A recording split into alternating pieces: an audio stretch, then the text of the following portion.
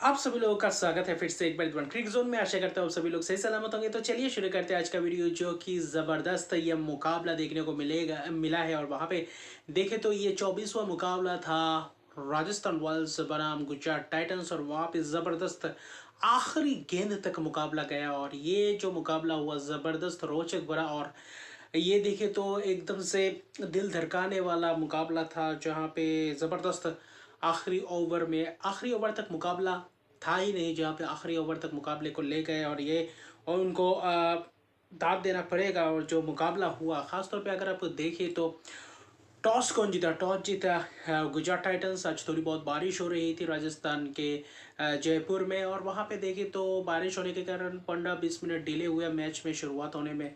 फिर बीच में भी दूसरे इनिंग्स में भी बारिश है, लेकिन मद्देनज़र ये है बात कि पूरे इनिंग्स से खेले गए कोई भी ओवर की घटौती नहीं हुई। और वहीं पे अगर आप ख़ास तौर पे देखें तो ज़बरदस्त मुकाबला हुआ, क्योंकि कुलदीप सेन आए थे इस मुकाबले में। अगर आप देखें तो वापसी कर रहे थे ख़ास तौर पे राजस्थान रॉयल्स में, क्योंकि आज नांद्रे बर्गर आज नहीं थे, तो उनकी जगह पे देखें तो कुलदीप सेन को वापसी करवाया। फिर वही अगर आप दूसरी तरफ देखें तो केशव महाराज को भी लाया आखिर में इम्पैक्ट प्लेयर के तौर पे। और अच्छा खासा केशव महाराज एडम जंपा के विकल्प के तौर पे, रिप्लेसमेंट के तौर पर थे।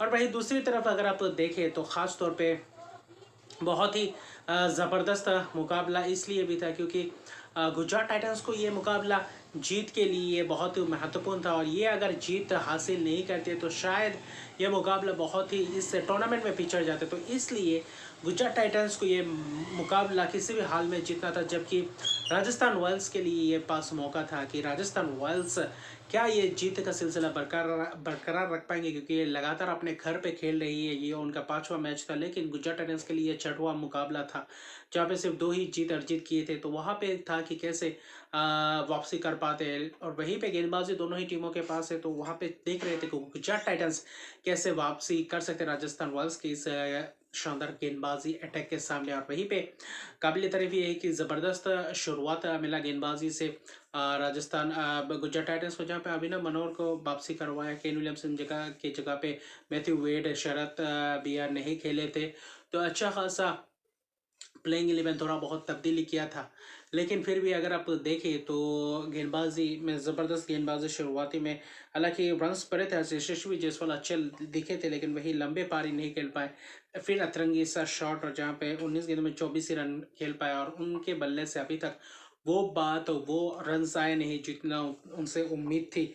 वही बटलर भी आज कुछ खास नहीं कर पाए, राशिद के सामने फंसते हुए दिखाई देते हैं जॉस बटलर। और वही इस मुकाबले में भी दिखाई दिया, फिर से वही सामना कर रहे थे और वही शॉट मारने देख रहे थे। वहाँ पे शानदार तरीके से अपने गेंदबाजी में फंसा और स्लिप में कैच ज़बरदस्त कैच पकड़ा था तेवटिया ने। लेकिन वही पावर प्ले में ज़्यादा रन से भी बटोरे नहीं थे राजस्थान रॉयल्स से। 43 रन से करीब बने थे, जहाँ पे 2 विकेट गए थे। और वही रियान पराग और संजू सैमसन उसके बाद पावर प्ले के बाद जो अच्छा खासा वापसी किया राजस्थान रॉयल्स ने, उस वापसी और उस पार्टनरशिप ने पूरी तरीके से वापसी करवा दी थी राजस्थान रॉयल्स को। और ऐसा था कि ऐसा थोड़ा बहुत पिच में ट्रिकी सा पिच था, थोड़ा बहुत स्लोई सा पिच था। ऐसा लग रहा था कि शायद यहाँ पे रन्स थोड़े बहुत कम ही बनेंगे, लेकिन वहाँ पे दाद देना पड़ेगा रियान पराग को और वही संजू सैमसन को, जो अच्छा खासा स्ट्राइक रेट से खेले। और वहाँ पे चाहिए था एक स्टेबिलिटी, एक अच्छा पार्टनरशिप, और वहाँ पे भी पार्टनरशिप बिल्डअप की। और बीच के ओवर्स में करीबन 91 रन जोड़े, और जहाँ पे पूरी तरीके से वापसी करवा दिए थे। रियान पराग की ज़बरदस्त शॉट नूर के गेंद पे ज़बरदस्त देखे तो लॉन्ग ऑन और मिड विकेट के ऊपर से जो छक्का लगाया, ज़बरदस्त लंबे लंबे छक्के जरे। वही संजू सैमसन ने भी अच्छा खासा हाथ बटाया, और वही ख़ास तौर पे अच्छा खासा स्ट्राइक रेट से भाग रहे थे। 180 के स्ट्राइक रेट से लगभग खेल चुके थे संजू सैमसन कप्तानी पारी। और लगातार अगर आप देखें तो रियान पराग अच्छा खासा कंसिस्टेंट प्रदर्शन कर रहे हैं। और आखिर में देखें तो मुकाबला लगभग पूरी तरीके से वो अब 20वें ओवर तक ही दोनों ही खिलाड़ी लेकर गए थे। आखिर में जाकर रियान पराग का विकेट गिरा, जहाँ पे मोहित शर्मा ने उनको आउट किया। हालांकि छक्के मारने की कोशिश, आखिर में बाउंड्री लाइन पे कैच पकड़ा गया, लेकिन तब तक काम कर चुके थे। 48 गेंदों में 76 रन की पारी, और ये एक अर्धशतकीय पारी, और इस टूर्नामेंट में तीसरा अर्धशतकीय पारी रियान पराग द्वारा। और वही 5 छक्के 3 चौकों की मदद से ज़बरदस्त स्ट्राइक रेट 160 के करीब स्ट्राइक रेट से खेले। वही संजू सैमसन भी आखिर में कप्तानी पारी खेले, नाबाद रहे और ये पावरफुल पराग की प्रदर्शन वो ज़बरदस्त लगा और क्या रेंज हिटिंग थी। वही संजू सैमसन भी ज़बरदस्त क्लासी इनिंग्स और क्या फायर इनिंग्स दिखाई दिया। संजू सैमसन के बल्ले से कप्तानी पारी ऐसे प्रदर्शन राजस्थान रॉयल्स को चाहिए था और वही करके दिखाया। 68 रन बनाए 38 गेंदों में, जहां पे शतक या पार्टनरशिप 130 रन का पार्टनरशिप बहुत ही महत्वपूर्ण पार्टनरशिप और इस पार्टनरशिप ने एकदम ऐसा लग रहा था कि 200 प्लस रन मुमकिन है। और वहां पे आखिर में जो था हेटमायर ने वो काम पूरा किया था। हेटमायर ने जो 5 गेंदों में 13 रन बनाए थे उसने पूरी तरीके से बहुत ही लंबे टोटल की तरफ लेकर गए थे। 196 रन बनाए 20 ओवर के अंत में। और गेंदबाजी में हालांकि राशिद खान, नूर अहमद अच्छा खासा कर रहे थे, लेकिन नूर अहमद आज थोड़ा बहुत महंगे साबित रहे। राशिद खान 1 विकेट चटकाए 4 ओवर में सिर्फ और सिर्फ 18 रन दिए। बाकी गेंदबाज उतना खास प्रभाव डाल नहीं पाए। स्पेंसर जॉनसन भी मुझे उतना खास कन्विंसिंग लगे नहीं इस सीज़न। उनकी जगह पे मैं बार बार कह रहा था कि क्या जोशुआ लिटिल को आजमा सकते हैं, लेकिन स्पेंसर जॉनसन के तरफ ही ज़्यादा से ज़्यादा जाते हैं। उमेश यादव भी महंगे रहे और मोहित शर्मा भी कुछ खास आज नहीं, भले ही एक विकेट चटका लेकिन बहुत ही महंगे रहे। और अभी उनके स्लोअर डिलीवरीज के लिए सभी तैयार रहते हैं, जहाँ पे पूरी तरीके से जोर से प्रहार करते हैं, तो वहाँ पे रन से बटोरने को देखते हैं। और लेकिन जो प्रदर्शन किया, जो शुरुआत था पावर प्ले में, उसको अच्छी तरीके से ओवरकम करवाया था रियान पराग और संजय सैमसन की ये शतकीय पार्टनरशिप ने, और दोनों ही जबरदस्त स्ट्राइक रेट से खेल लेते। तो वहां से राजस्थान रॉयल्स से ऐसा लग रहा था कि शायद यहाँ पे मैच लगभग जीत गए थे, क्योंकि 196 रन 157 रन की 97 रन की टारगेट वहां पे मुश्किल सा बना दिए थे, क्योंकि गेंदबाजी बहुत ही जबरदस्त था। भले ही नंदरबर्गर ना हो, लेकिन उनके पास अच्छा खासा अटैक है। और वही शुरुआत में ट्रेंट बोल्ट से करवाया, आवेश खान ने भी शुरुआत की। और वही पावर प्ले में लगभग गुजरात टाइटंस का भी वैसा ही गया। पावर प्ले में विकेट्स हालांकि गंवाए नहीं थे, लेकिन रन्स भी उतने तेजी से बनाए भी नहीं थे। करीब 44 रन के करीब बने थे, लेकिन वहां पे पार्टनरशिप भले ही बन रहा था, लेकिन वहां पे थोड़ी बहुत तेजी से प्रदान करने की चाहिए था। शुभमन गिल हालांकि फिर से एक और बार कप्तानी पारी खेले और उनके बल्ले से भी अच्छा खासा रन आया और वो भी आखिर तक खेलने को देख रहे थे अच्छा खासा, लेकिन थोड़ा और स्ट्राइक रेट थोड़ा बहुत तेजी से खेलते पहले, तो शायद बाद में आने वाले बल्लेबाजों के लिए, क्योंकि उनको एंकरिंग रोल भी प्ले करना था। लेकिन वही साई सुदर्शन सलामी बल्लेबाजी में मुझे लगता है मैथ्यू वेड को आप ओपनिंग स्लॉट में डाल सकते हैं, जहाँ पे ताबड़तोड़ अंदाज में खेले। वही शुभमन गिल इनिंग्स को पूरी तरीके से बिल्डअप करे। लेकिन साई सुदर्शन 35 रन बने 29 गेंदों में, लेकिन कुलदीप सेन जब आए पावर प्ले के बाद, कुलदीप सेन की वापसी हुई। कुलदीप सेन आते ही ज़बरदस्त गेंदबाजी के पहले ही ओवर में 1 विकेट चटकाया, फिर अगले ही ओवर में 2 विकेट एक ओवर में, वहां पे पूरी तरीके से मैच को वापसी करवा दिए थे राजस्थान रॉयल्स को, जहाँ पे मैथ्यू वेड, अभिनव मनोहर को भी चलता है। मैथ्यू वेड को क्या प्ले डाउन करवाया था, फिर अभिनव मनोहर को जबरदस्त अंदाज से बोल्ड करवाया था। साई सुदर्शन को फुल ऑफ लेंथ डिलीवरी में जहाँ पे क्रॉस खेलने गए थे और वहाँ पे देखे तो third fine leg, short fine leg के ऊपर से खेलने की कोशिश की थी, जहाँ पे नाकाम रहे और वहाँ पे एलबीडब्ल्यू हो गए। लेकिन वही जो 3 विकेट कुलदीप सेन की ज़बरदस्त वो वापसी थी। लेकिन उसके बाद जो मैच पलटा, जहाँ पे शुभमन गिल और वही विजय शंकर भी आज थोड़ी बहुत प्रहार कर रहे थे, लेकिन लंबे पारी नहीं कर पा रहे थे। पार्टनरशिप चाहिए था, वो पार्टनरशिप नहीं कर पाए थे। पहले विकेट का पार्टनरशिप जो 64 रन का किया था, उसके बाद पार्टनरशिप बिल्डअप नहीं हो रहा था, लेकिन छोटे छोटे रन 20-25 रन के करीब होते, जहाँ पे शुभमन गिल का विकेट गया, जहाँ पे युजवेंद्र चहल ने आज वो जो कमाल किया, वो जो आउटसाइड ऑफ वहाँ पे वाइड लेंथ किया था, वहाँ पे मिस कर गया। वहाँ पे स्टंपिंग तो के कारण जहाँ पे आउट हो गया। 72 रन बनाए थे 44 गेंद में, 2 छक्के 6 चौकों की मदद से ज़बरदस्त पारी। चहल की उनकी 150 हुआ ये आईपीएल मुकाबला, जहाँ पे अच्छा खासा वापसी करवाया था और बहुत ही बड़े बड़े विकेट्स 2 चटका के दिए थे।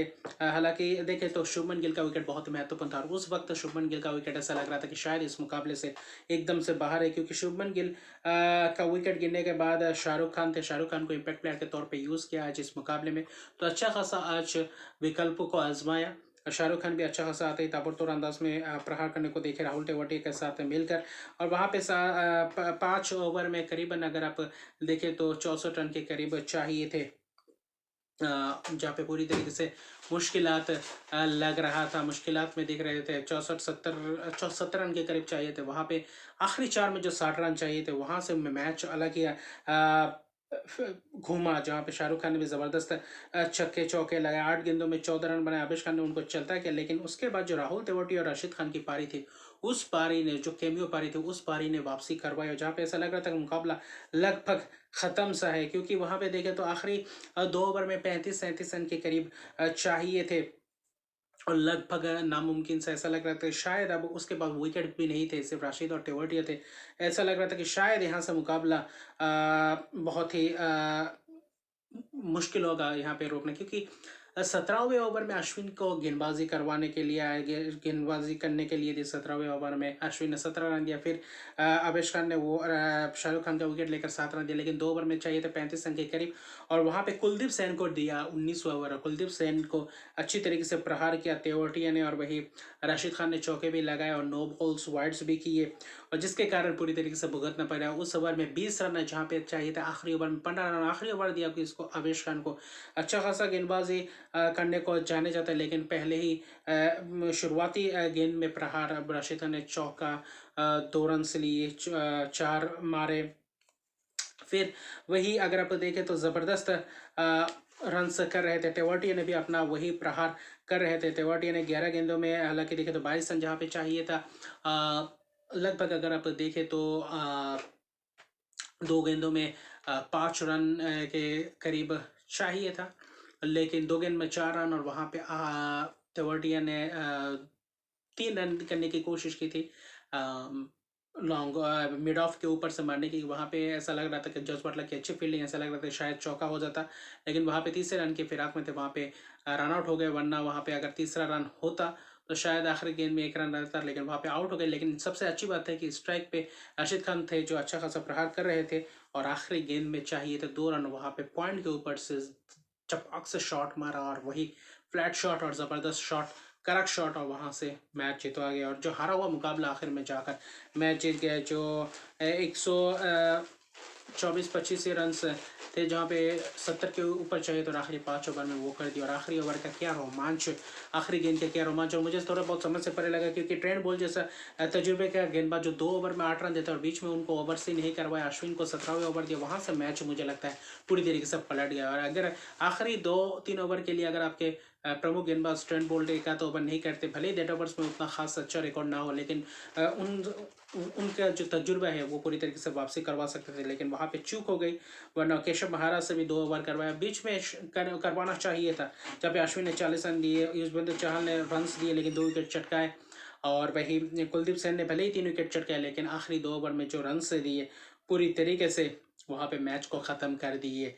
और मुकाबला ज़बरदस्त रोचक बना रहा, और पॉइंट्स टेबल अभी फिर बहुत तगड़ा तरीके से गर्मा गया, और अभी गुजरात 6वें मुकाबले में 3 जीत के साथ अभी 6वें पायदान पे है। वही राजस्थान रॉयल्स अपना पहला हार का सामना करते हुए अपने घर पे ही 5 में से 4 जीत 1 हार का स्वाद चख चुके हैं अभी इस आईपीएल के सीजन में। तो यानी कि सभी टीम कम से कम एक मुकाबला तो हार ही चुके हैं, तो अभी ये लड़ाई बहुत ही ज़बरदस्त रहेगा। तो मिलते हैं एक और वीडियो के साथ, अभी के लिए इतने। अगर अभी तक मेरे चैनल को सब्सक्राइब नहीं किया तो मेरे चैनल को सब्सक्राइब कर दीजिए, लाइक शेयर कमेंट जरूर कीजिए। और कल जो मुकाबला है बहुत ही बड़ा मुकाबला होगा, मुंबई इंडियंस बनाम रॉयल चैलेंजर्स बेंगलुरु के बीच, और ईद का दिन है, तो अभी सभी लोगों को ईद की हार्दिक शुभकामनाएं। तो आप सभी लोगों को ईद मुबारक। तो अभी के लिए इतना ही, तो मिलते हैं अगले एक और वीडियो में, तब तक के लिए गुड बाय।